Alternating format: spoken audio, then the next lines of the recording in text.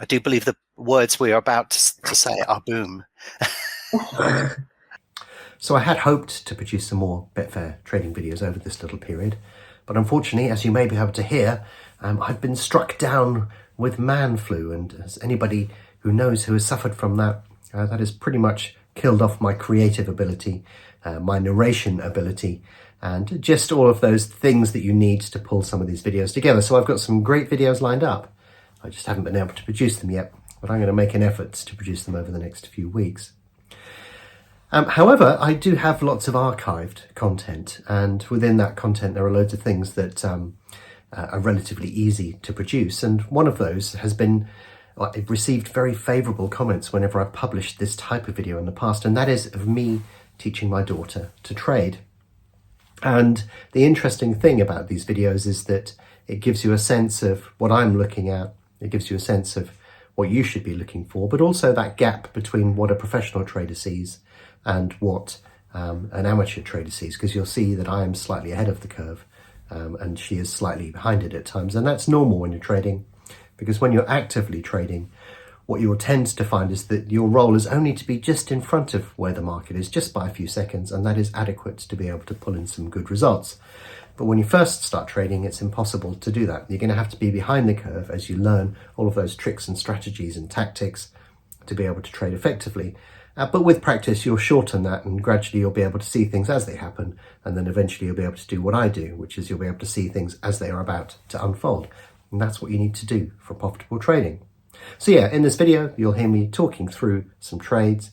You'll be able to see me going through that particular process. And more importantly, you'll be able to hear me instructing somebody with the anticipation that we're going to have a successful trade. So yeah, I hope that you enjoy this video. I've been successfully betting and trading for over 2 decades. If you want more videos like this and you want me to describe more of what I do, then give us a like. If you want to talk to like-minded people, visit the BetAngel forum where you can do exactly that, but also visit our website where you can download a free trial of BetAngel. So I think the next market will now be Lingfield. So I think we've got another big gap between this and the next market. Because Fontwell has, oh, that's an interesting chart. Sorry to get hopelessly excited instantly. But if you look at Alio, their favorite, it's Aliatonic. There we go, Aliatonic. Can you see it's the prices come in, and then it bounced briefly, and then it's continued on its way in. So what we're seeing here is that this is a very, it will be near a significant level in the market. So if you look at the ladder, you can see that it's highlighted at odds of 3. Mm-hmm. So I'm really interested to see how close it comes to testing that, because I sort of anticipate that what will happen is it will come down to 3 and then sort of bounce off of that and head in the other direction. But we need to wait for a little bit of money to arrive, because the problem we've got with this market is there's only 65,000 in there at the moment. Mm-hmm. There's a lot of money that's going to get matched, and that's what we're doing here is we're trading order flow. So we're basically looking at the market, we're trying to see what other people are doing, and we're trying to leverage off the back end of that. So the problem is you can't see what people are doing if they haven't put their money in the market. So that's why we always need to have a lot of money going through the market. So at the moment we're 12 minutes away. There's only 67,000 in the market. We can't tell specifically what we think is going to happen in this market at this moment in time. Right, if we go back to the favorite, can you see on the favorite at the moment, that's coming down towards that point where it's approaching 3s? Yeah. So we've not really seen any evidence of anything being backed anywhere else. So if that favorite breaks through 3, I think it's headed a lot lower. But if it can't break through 3, then you'll probably find that it will bounce up from that particular point in time. So I'll tell you what we're going to do. We're going to stick £10 in at 3. Down here? Yep. On the favorite? Yep.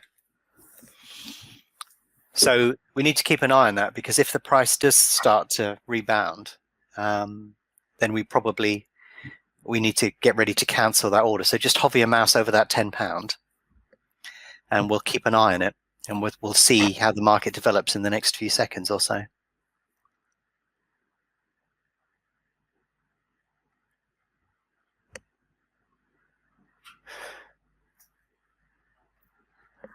So all I'm doing here is watching where all of the money is in the market intensely.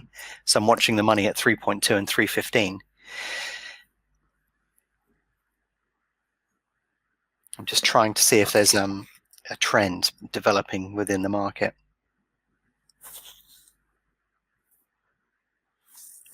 If there is a trend, it's quite weak. I think we could be at the bottom of the traded range for the favorite here.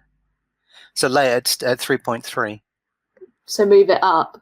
Forget about that one. Just go up, and don't worry about cancelling it. It's all right. Don't worry about it. Go up at 3.3. You're too late for that one now. 3.35. Oh yeah, we've been taken at that one. And then put your closing positions at about 3.55 upwards.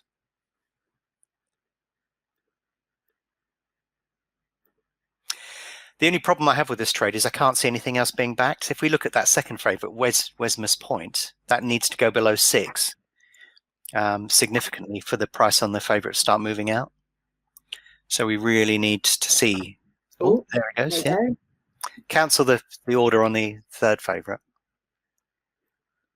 Yep. And keep an eye on the favourite now. But you're trying to look with both eyes at the favourite and the second favourite. Mm-hmm. Seems to still be. Oh. I think the favourite may come back down a little bit, but we'll just have to keep an eye on it for the moment.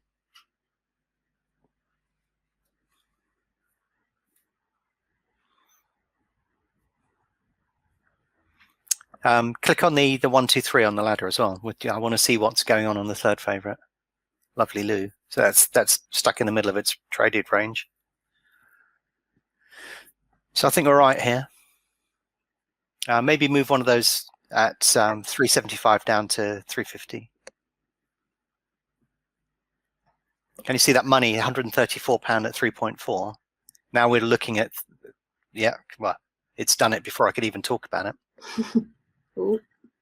Yeah, if we can get matched at 3.5, that'd be perfect.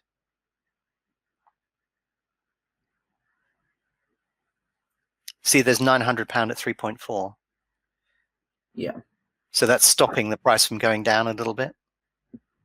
But it's your judgment now as to how far you want to take this, because it's gone up. Can you see the big amount came in at 3.4 and now it's at 3.35? Probably worth bringing some of these down. Wait a second. I want to see if it goes any further. So can you see there's huge slugs of money at 3.45 and 3.4, and it's just been moved down to 3.3. So somebody is trying to back the favorite at the moment. You see that £1,000 at 3.3? Yeah. We want to see if that gets moved to 3.25 or not. Because if you look at 3.20 and 3.15, there's thousands there as well. We're about to find out. Because he's been trying to get this matched for a little while. Oh. He's given up.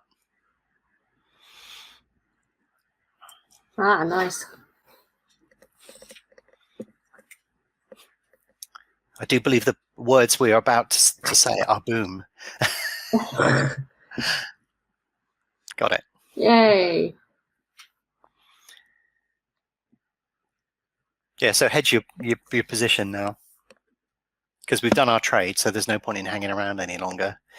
You could go back in and trade again, but the problem that you have is when you're actively trading, you want to come up with an idea of what's going to happen, look for evidence that that is about to happen, then you see it happen, and that's it, basically, because it's really tempting to do something, try it again, change your mind, do something slightly different, modify your behavior. But it's much easier from a psychological trading perspective that you say, this is what I'm going to do, this is what I'm looking for, And as you saw there, it happened. So we just finished our position there. So it means that we've got a minute or whatever left in this particular race, but there's really no need to go back in and attempt to trade again. You would basically maybe end up confusing yourself at that particular point or another.